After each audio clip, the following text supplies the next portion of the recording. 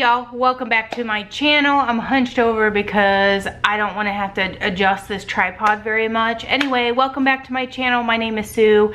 We are going to get ready for the week. We're going to restock our pantry, get ready for lunch boxes, restock the lunch supplies, the after school snacks, all of the football snacks, all the snacks. Okay, we're restocking it all. I'm gonna start first with rinsing my fruits and getting those cut up and ready to go. Well, there's not really too much cutting up. I tend to take the tops off the strawberries and leave them whole because they last a little bit longer, me personally, than slicing them all up. Anyway, we're going to get started doing that. If you're interested in restocking videos, pantry, refrigerator items, then please do stick around, and we're gonna go ahead and get started. Also, focus.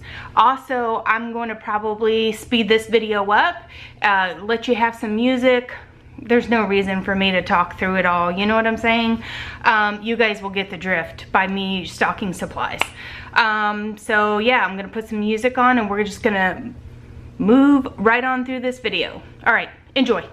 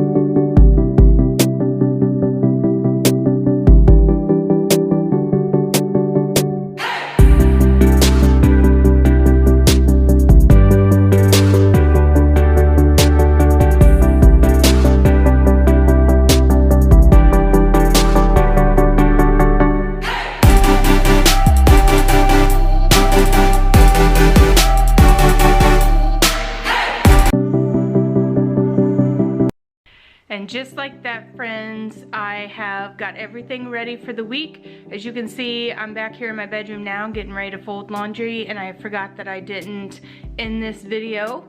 So I have quite a small pantry and a small refrigerator, so that's the best that I can do.